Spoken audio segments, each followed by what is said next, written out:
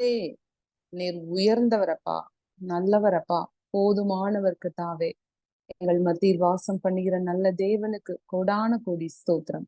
திருத்துவ தேவனுக்கு மகிமை உண்டாவதாக.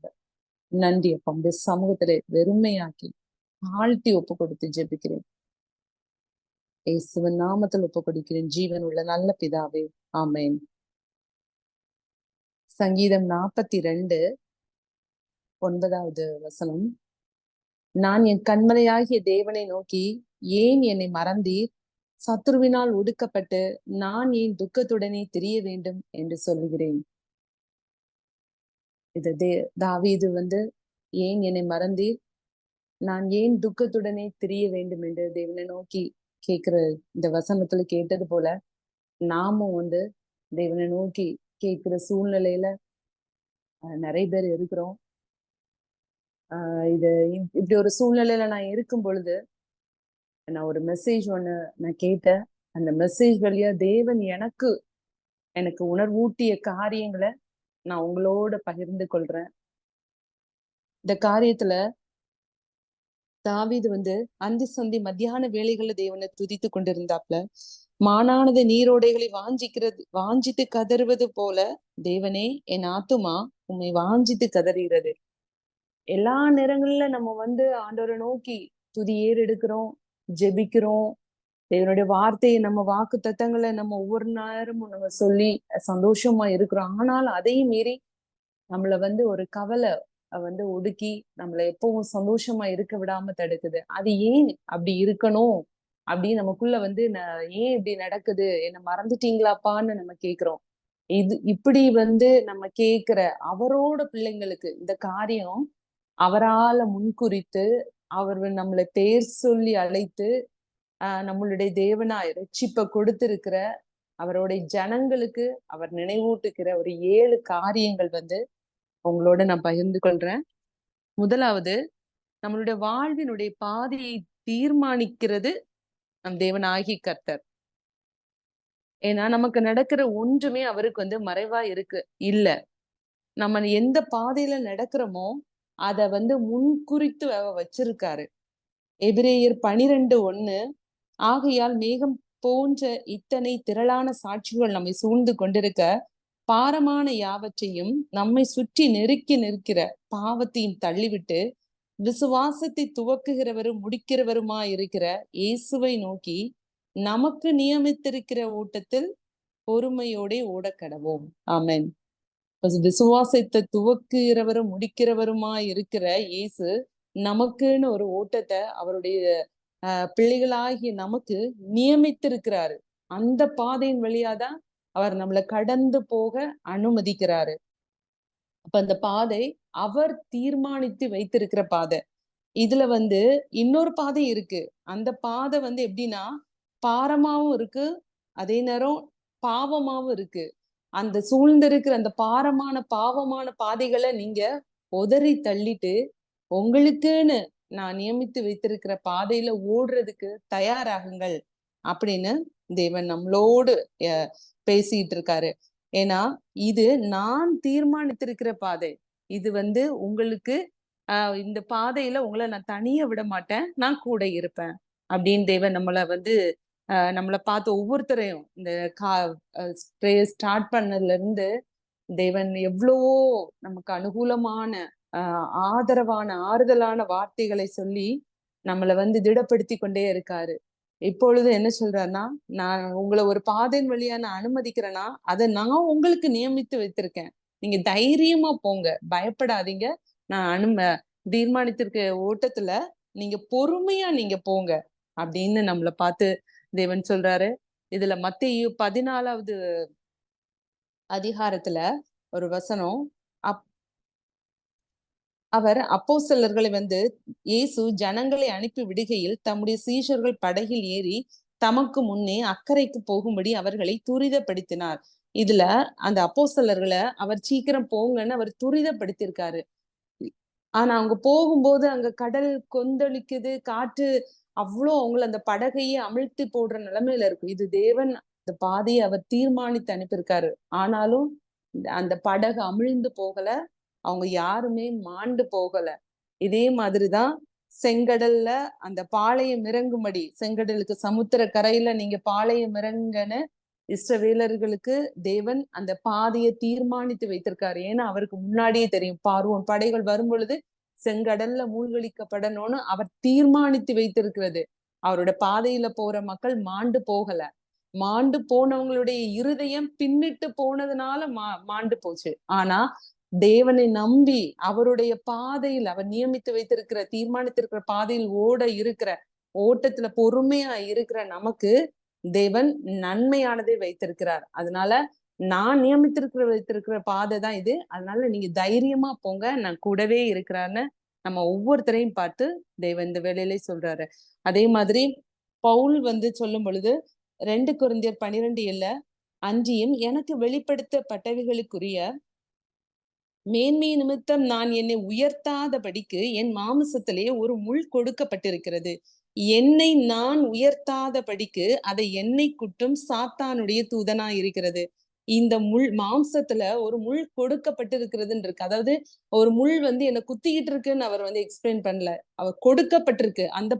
அந்த கொடுக்கப்பட்டது தேவனால கொடுக்கப்பட்டதை அவர் நம்ம கிட்ட சொல்றாரு. எதற்காக அப்படின்னா, என்னை நான் உயர்த்தாதபடிக்கு, நான் மேன்மை பாராட்டாதபடிக்கு இந்த பாதை எனக்காக தேவன் கொடுத்திருக்காரு.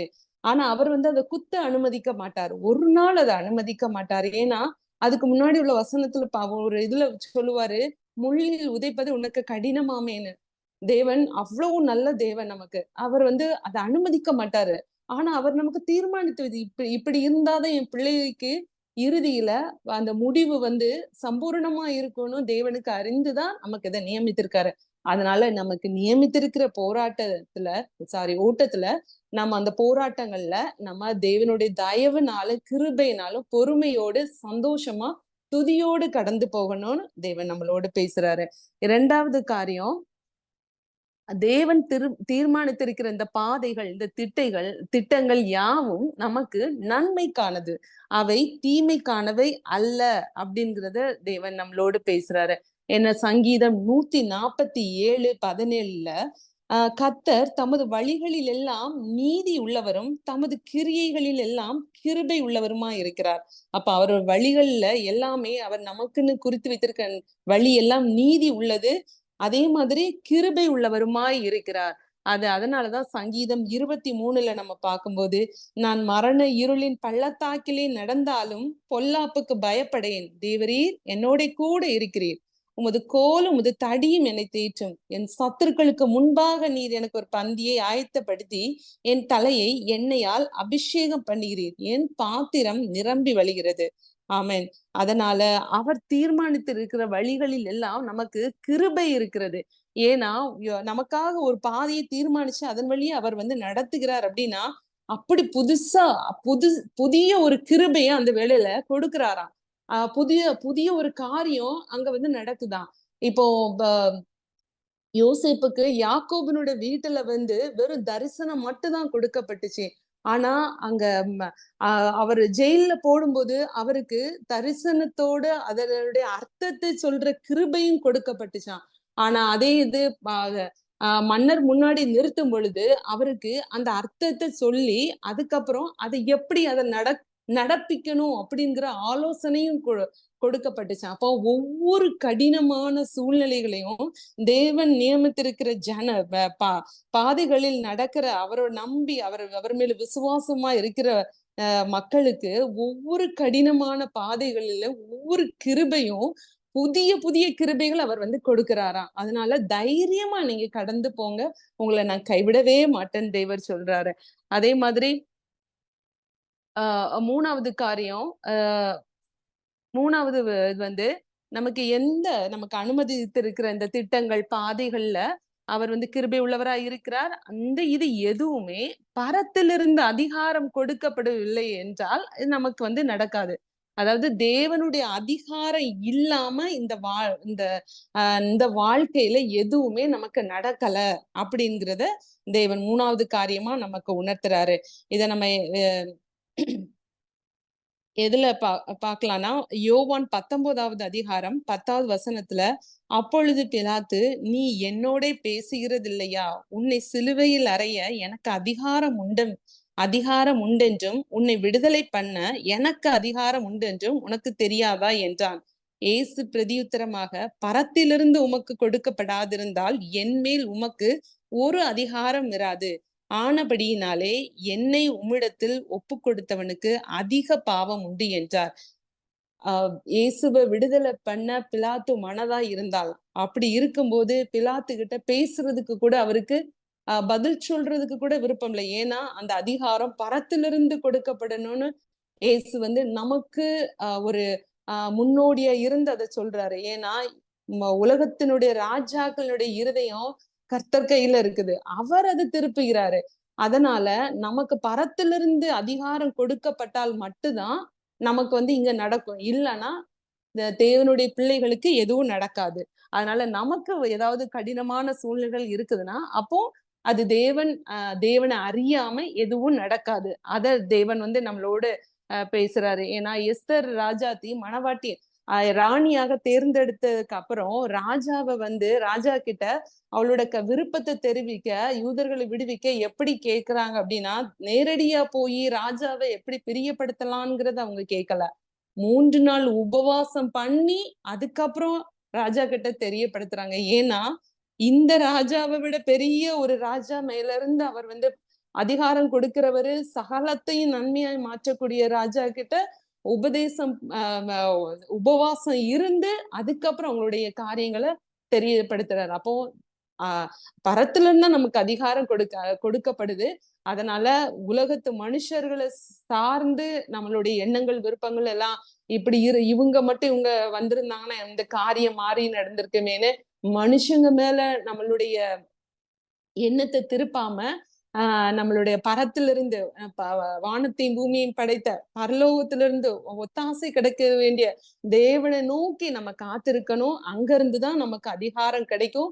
அதனால எந்த ஒரு காரியத்திலும் மனுஷனை முன்னிலைப்படுத்தாம நம்ம வந்து தேவனை நோக்கி காத்திருக்கணும். அதே மாதிரி சோர்ந்து போகாதபடிக்கு இது என் தேவனால் நியமிக்கப்பட்டிருக்குது. அவருடைய அதிகாரத்தோடு இது எனக்கு நடக்குதுங்கிறத நம்ம பார்க்கலாம். அதே மாதிரி பிரசங்கி 5:8 இந்த வசனம் அழகா இருக்கு. ஒரு தேசத்தில் ஏழைகள் ஒடுக்கப்படுகிறதும் நியாயமும் நீதியும் புரட்டப்படுகிறதையும் நீ காண்பாயானால் அதை குறித்து ஆச்சரியப்படாதே. உயர்ந்தவன் மேல் உயர்ந்தவன் காவலாளியா இருக்கிறான், அவர்கள் மேல் உயர்ந்தவரும் ஒருவர் உண்டு. ஆமென். அப்ப எல்லாத்துக்கும் மேல நம்ம வழி நடத்துகிற கர்த்தர் அவர் வந்து நம்மள புடமிட்டு கடைசியில நீதிமானாய் பரிசுத்தவானாய் மாற்றுகிறதற்கு அவர் வந்து அதிகாரம் கொடுத்திருக்காரு. அந்த அதிகாரம் வந்து அதை நம்ம உணர்ந்து கொள்ளணும். தேவனால் ரட்சிக்கப்பட்ட பிள்ளைகளாகிய நம்ம, அவர் பெயர் சொல்லி அழைத்திருக்கிற நம்ம அவரை புரிந்து கொள்ளணும். தேவையில்லாம ஏன் என்னை மறந்தீர், நான் ஏன் துக்கத்தோட இருக்கணும்னு நம்ம கேள்வி கேட்க கூடாது. இந்த காரியங்கள் உனக்கு நான் தீர்மானித்திருக்கிறது, என்னோட அதிகாரத்துலதான் இது நடக்குது அப்படிங்கிறத நீங்க புரிஞ்சுக்கிறணும் அப்படிங்கிறத தேவன் நம்மளோடு பேசுறாரு.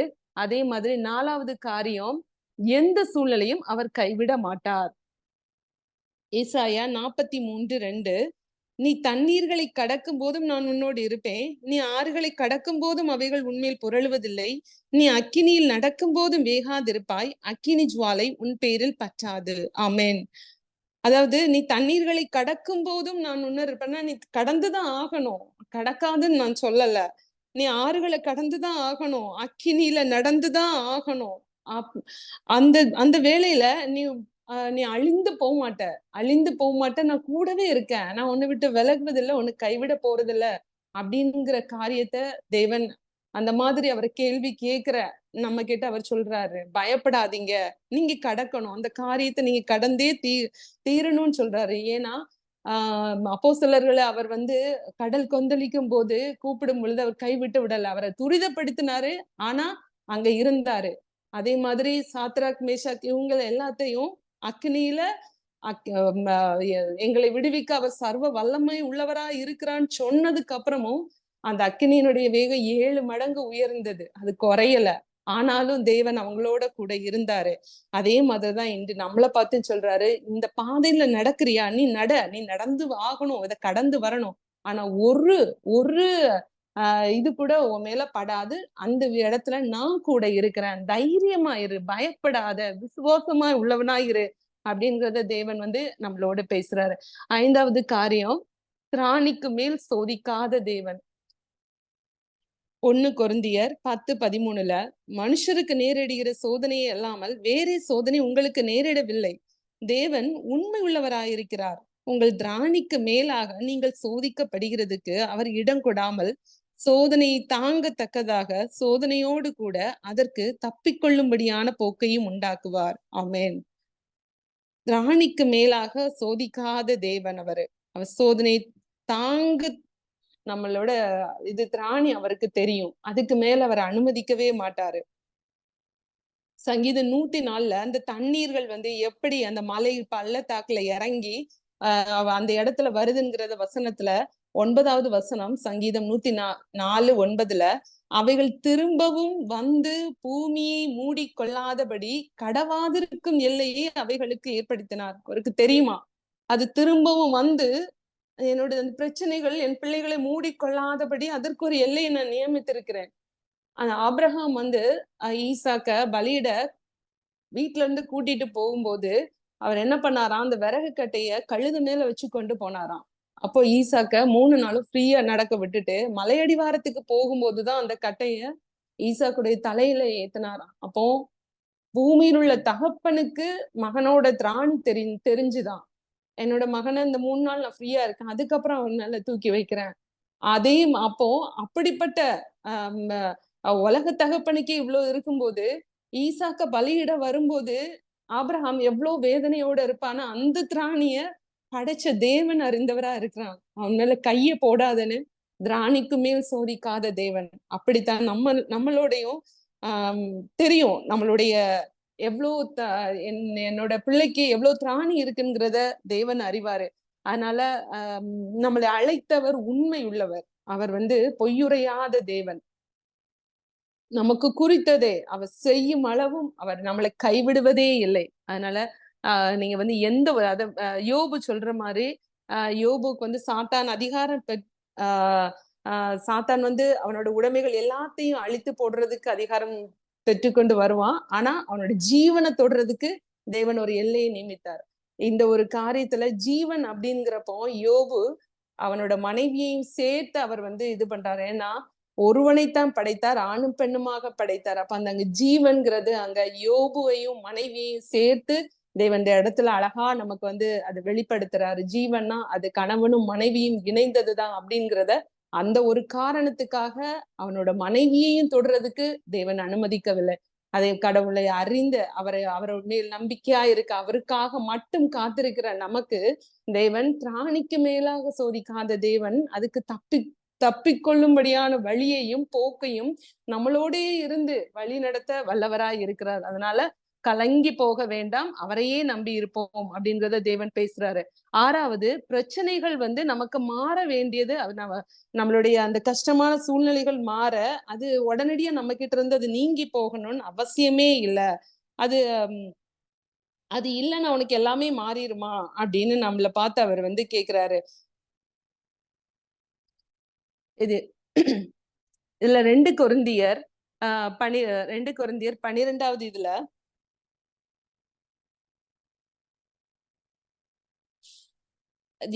இது 7வது வசனம் நம்ம பார்த்தோம்.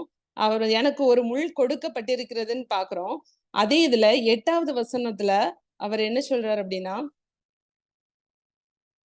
அது என்னை விட்டு நீங்கும்படிக்கு நான் 3 தரம் கர்த்தரிடத்தில் வேண்டிக் கொண்டேன். அதற்கு அவர் என் கிருபை உனக்கு போதும், பலவீனத்திலே என் பலம் பூரணமாய் விளங்கும் என்றார். ஆகையால் கிறிஸ்துவின் வல்லமை என்மேல் தங்கும்படி என் பலவீனங்களை குறித்து நான் மிகவும் சந்தோஷமாய் மேன்மை பாராட்டுவேன். ஆமென். அதனால அந்த பிரச்சனைகள் அந்த முள் என்னிடத்திலிருந்து நீங்கி போகணும்னு அவர் வேண்டிக் கொண்டாலும் அது வந்து அது நீங்கி போனாதான் உனக்கு பலம் வரும் அப்படின்னு அவர் இது பண்ணல. என் கிருபை உனக்கு போதும்னு சொல்றாரு. ஆனால் அந்த சூழ்நிலைகள் மாறினா நான் சந்தோஷமா இருக்க முடியுங்கிறத நம்ம கேரண்டி கொடுக்க முடியாது. ஏன்னா தேவன் அனுமதித்திருக்கிறது, அவர் நன்மைக்கு ஏதுவா நமக்கு அனுமதித்திருக்கிறது, முடிவு சம்பூரணமாய் இருக்கிறது. அஹ் சம்பூரணமாய் கொடுப்பதற்காக நம்மளை வந்து அந்த பாதையின் வழியா அனுமதித்திருக்கிறவருக்கு தெரியும் எப்படி நடத்தணும்னு. அதனால நம்மளோட சுய புத்தி அங்க இது பயன்படுத்தக்கூடாது. அதுல என் கிருபையினாலே நீ எல்லாவற்றையும் அது போதும், உன்னை பலவீனப்படுத்தாதபடிக்கு பலப்படுத்தும்படிக்கு என் கிருபை உன் கூடயே இருக்கு, உன்னை சூழ்ந்து பாதுகாத்து கொள்ளும். அதனால அது மாறணும், இப்ப அதுல இருந்து நான் விடுபட்டு வெளியே வரணும்னு உன்னை ப்ரேயர் பண்ணாத. தேவனுடைய சுத்தம் நிறைவேற அவரோட பலத்தை நம்பி, அவருடைய கிருபையை நம்பி நீ அவரோட வழிகள்ல நடந்து போ, சந்தோஷமா நடந்து போ அப்படிங்கிறத தேவன் பேசுறாரு. கடைசியாக நம்ம வந்து என்ன சொல்றாரு அப்படின்னா, சங்கீதம் 119:17 நான் உபத்திரவப்பட்டது எனக்கு நல்லது, அதனால் உமது பிரமாணங்களை கற்றுக்கொள்கிறேன். ஆமென்.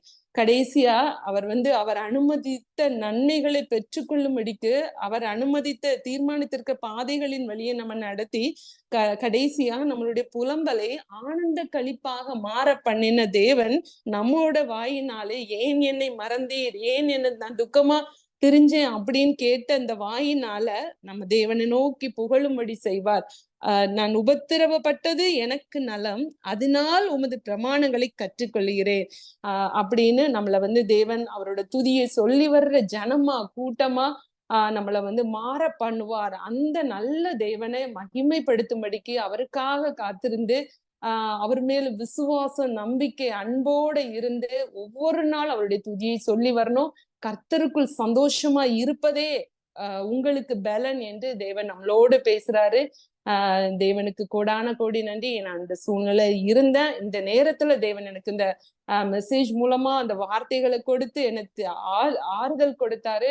தேவன் கொடுத்த பலத்திற்கு நன்றி. பரிசுத்தாவே என்னோட வாயோட இருந்து எனக்கு பலத்தை கொடுத்து இந்த காரியத்தை உங்களோட பகிர்ந்து கொள்ள வைத்த பரிசுத்த ஆவியானவருக்கு கோடான கோடி நன்றி செலுத்துகிறேன். ஆமென்.